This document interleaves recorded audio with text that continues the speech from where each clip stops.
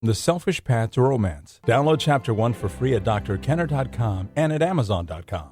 Can I get a double pizza burger, chili fries with cheese, and a large chocolate milkshake? I don't know. No matter what I eat, my weight just seems to stay the same. So I just figure, what the hell, I'm going to eat what I want. Now, what if you recognize that you've had a pattern of thinking in your life in which you tell yourself, for example, I know I'm supposed to get a good education in college, but what the heck? I do what I need to do to get by, to pass my courses, and that's it. Or you see the pattern come up in another area of your life. I know I'm supposed to help out my wife or husband around the house, but, I just squeak by. I do the bare minimum, and that's it. Or I know the boss wants me to give him my all, and I told him I would on the interview, but I've always done the minimum, just so that they can't fire me. Do you know anybody in your life who drags their feet, who just does the bare minimum?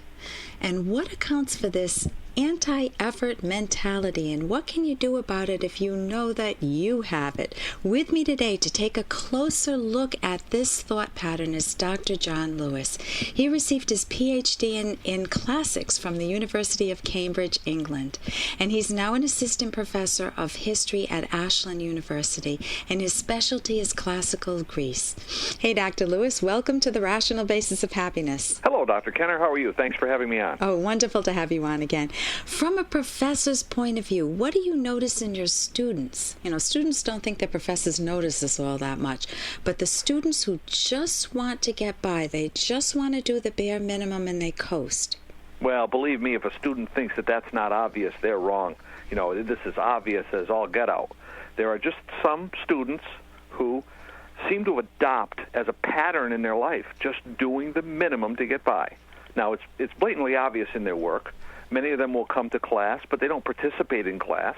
Some of them will, put on the pretense anyway of doing the assigned reading, but they never go any beyond that assigned reading. They never go out with any sense of wonder to try and investigate the subject. And basically, they do see work and will come in afterwards and try to convince you that it's worth an A. Sometimes it seems to, they'll do that a lot, and with great inflation in America today, where the average grade at Harvard is an A, the idea is growing that just by fogging a mirror, you're somehow worth an A.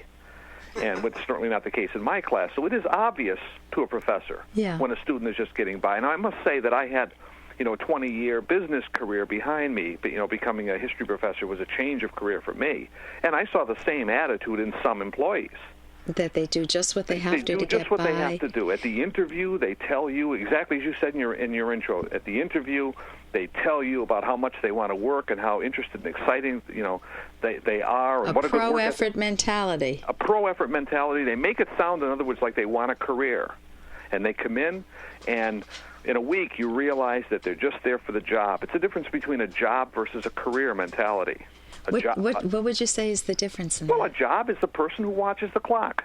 The job is the person who says, my job is to do whatever it is, whether it's a cleaning service to a brain surgeon, and just doing the amount of time that is necessary, always looking at the clock, living for the nights and living for the weekends. What does that tell you about that person's values, what they enjoy in life?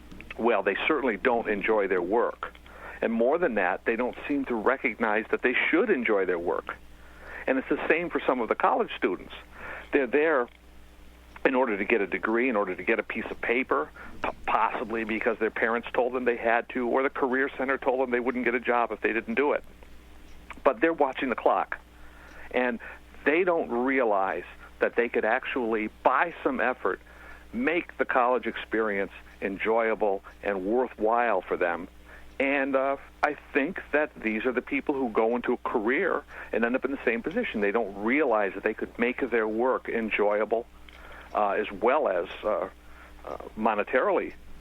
So they take that same pattern that they've adopted probably from childhood and bring it into college and then bring it out in the world with them and then carry it on to old age. And what do they miss out on?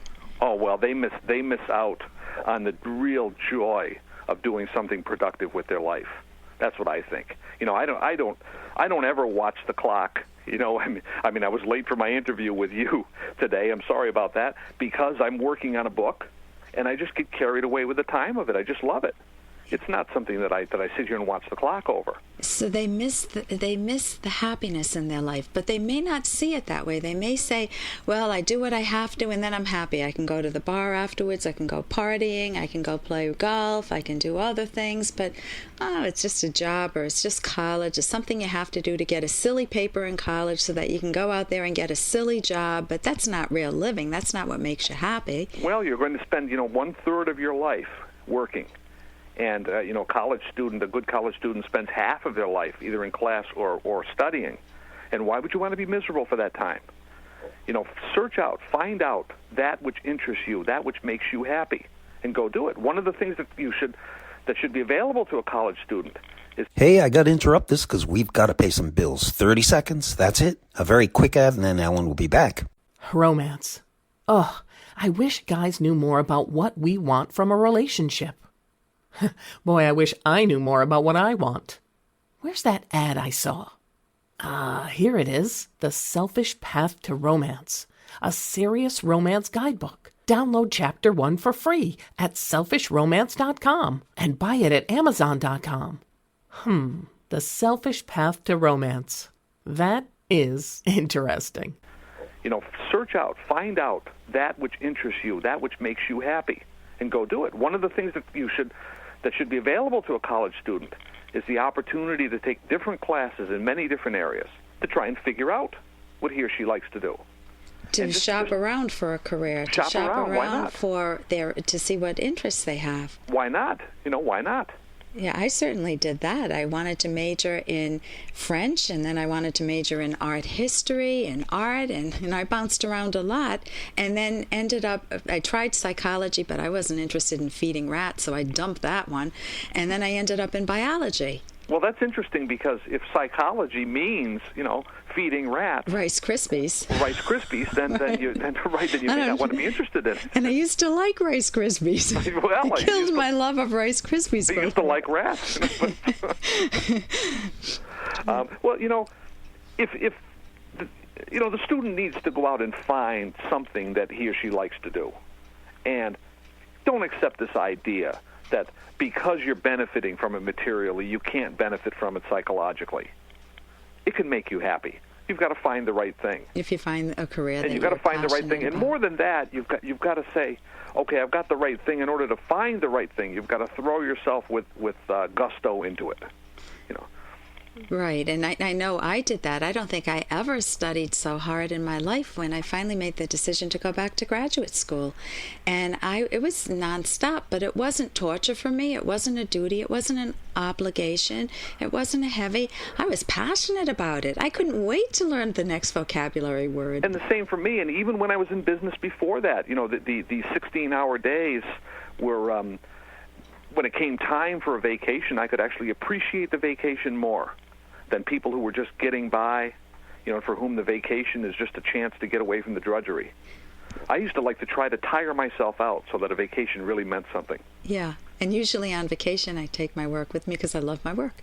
Well, and you would be punishing me if you said, Ellen, you can sit by the pool all day long without any books. I did that too. We just got back from Florida, and I took a big box of books with me. Right. So we're on the same wavelength here. We're on the same wavelength. Anyway, this is what people miss out on. When we talked earlier about the students who just think they can get away with it and that they'll achieve happiness by just skimming by in life, whether it's in school or in work, or in marriage, in romance, just doing the bare minimum. I gave her flowers on the wedding day, and that's it. Gave her a ring, that's it. Or gave him, I cooked a meal for him. What else does he want? That's it. When they have that type of mentality, they think they're fooling other people and that they're really, they try to tell themselves they're really happy, but they don't realize that they're robbing themselves of what could be a phenomenal life, a wonderful life, a much happier life. And it's that attitude that if you find it in yourself, you want to change that anti-effort mentality into a pro-effort, really enjoying your life. Would you agree, Dr. Lewis? I would agree. And boy, you can fool, some of the people some of the time, but you can't fool yourself for long. Yeah, and that's the person who suffers most. Thank you so much for joining us today, Dr. Lewis. Thanks for the chance to be on. For more Dr. Kenner podcast, go to drkenner.com and please listen to this ad. Here's an excerpt from The Selfish Path to Romance, the Serious Romance Guidebook by clinical psychologist Dr. Ellen Kenner and Dr. Edwin Locke. Partners need to communicate constantly, but no one wants a partner who chatters incessantly about nothing in particular. This drives one crazy, and it leads to tuning out. And if the jabbering consists of criticism, the tuning out occurs even faster. Tell your partner about things that happen to you during the day, being aware of what events might be most interesting. Talk about things you've read or heard, memories of your childhood, ideas for future vacations, recent experiences, news items, personal longings, ideas about morality, interesting relatives, your children, new movies or books. The possibilities are endless. Be creative. You can download Chapter 1 for free by going to drkenner.com, and you can buy the book at amazon.com.